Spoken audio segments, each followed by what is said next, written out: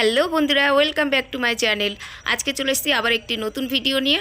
আজকে আমি রেডি হয়ে গেছি, এক জায়গায় যাচ্ছি, সেটা হচ্ছে ড্রাগন বাগানে। তো আমার বাপের বাড়ির পাশে একটা ড্রাগন বাগান আছে, সেখানেই যাচ্ছি। তো দেখো বাপের বাড়িতে চলে এসেছি, এবার কয়েকজনকে সঙ্গে নিয়ে চললাম ড্রাগন বাগানে। আমি আগে কখনো যাইনি। একটাও ভালো নেই। আই আই আই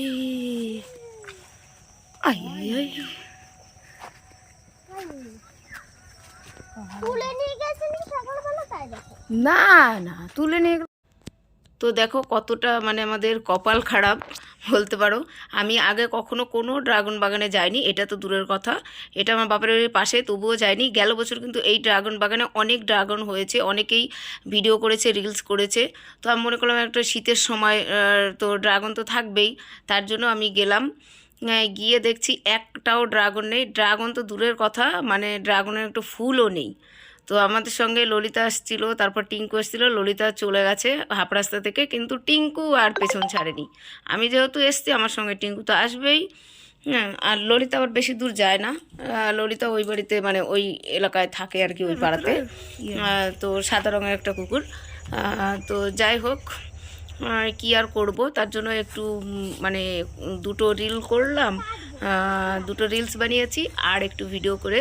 আর দেখো একটা ড্রাগনের নিয়ে চলে এলাম, কী আর করা যাবে। তো বেসিক্যালি ড্রাগন মানে গাছটা আর কি, বাগানটা করেছিল একটা লিচু বাগানের মাঝখানে, মানে লিচু গাছ ছিল, তার মাঝখানে মাঝখানে ড্রাগন গাছগুলো লাগিয়েছিল। আর এই জায়গাটা দেখো এমন জায়গায়, মানে চারপাশ দিয়ে শুধু লিচু বাগান। আর আমাদের এখানে প্রচুর মানে ফলের বাগান আছে, মানে সারা মাঠে আগে হচ্ছে ধান, তারপরে আলু, পাট, তারপর সবজি, এইসব চাষ হতো। আর এখন সবই মানে ফলের বাগান, প্রায় ফলের বাগান হয়ে গেছে। সবজি, ধান এইসব কম চাষ হয়। আম বাগান, লিচু বাগান, পেয়ারা, কলা, তারপরে এই যেই মানে যে শীতের সময় যে কুল, বড় বড় কুল হয়, সেই কুল বাগান, এইসব। তো যাই হোক চলে এলাম। তারপর এবার দিদির মেয়েটা বলল, মানে সাথী আমাদের সঙ্গে যে গেছিলো ড্রাগন বাগানে, তো ওই দিদির মেয়েটা বললো যে মাসি আমি তো কালকে বাড়ি চলে যাব, তো চলো একটু ফুচকা খেয়ে আসি। তো দেখো আমাদের সঙ্গে টিঙ্কু, তারপর ওই দেখো ললিতা, তারপর আরেকজন আছে কালুয়া, ও চলে এসছে। তো ওই কালুয়া আর ললিতা বেশি টাইম আসেনি, মানে অল্প একটু এসে চলে গেছে, কিন্তু টিঙ্কু চলে এসছে। তারপর টিঙ্কু একা পড়ে গেছে, আর এইদিকে আবার অন্য দুটো কুকুর ওকে মানে তাড়া করেছে। তো অনেকটা দূর চলে এসছে, তো তার জন্য ও আর আসতে পারলো না আমাদের সঙ্গে, বাড়ি ফিরে গেল। তো যাই হোক, তারপর আমরা সবাই মিলে ফুচকা খেয়ে নিলাম। তো সবাই সবার ইচ্ছা মতো ফুচকা খেলো। আর ওই যে ছোট্ট সোনাটাকে দেখছো, ও হচ্ছে মৌসুমি, আমাদের পাশের বাড়িতেই আর কি। তো ও কিন্তু খুব ফুচকা খেয়েছে, এমনকি চোখ দিয়ে জল বেরিয়ে গেছে। তাও বলেনি যে আমার ঝাল লাগছে, আমার তো প্রচণ্ড ঝাল লাগছে। আর মানে সবাই খুব এনজয় করলো। আমাদের বাড়ির থেকে একটুখানি দূরে হেঁটে হেঁটে চলে এসেছি ফুচকা খেতে। তো যাওয়ার সময় দেখে গেছি এই ইয়েটা আর কি, ফুল গাছটা, তো ফুল বাগানটা। তো আসার সময় দুটো রিলস করলাম আর একটু ভিডিও করলাম। আর দেখো মৌসুমি ফুল তুলেই যাচ্ছে। তো যাই হোক,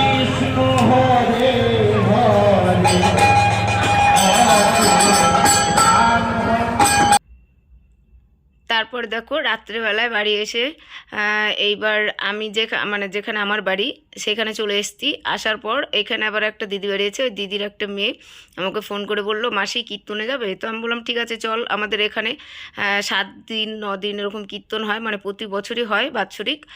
তো একদিনও যায়নি, একা একা কি আর যাওয়া হয়। তো ওরা বললো মাসি যাবে, তো আমি বললাম ঠিক আছে চল। ও গেল, ওর মা গেল, তো ওদের সঙ্গে চলে এলাম। তো এখানে খুব ভালো কীর্তন হয়। তো আজকে কিন্তু লাস্ট দিন কীর্তনের। তো অ্যাকচুয়ালি এই ভিডিওটা কিন্তু আজকের করা না, কয়েকদিন আগের করা।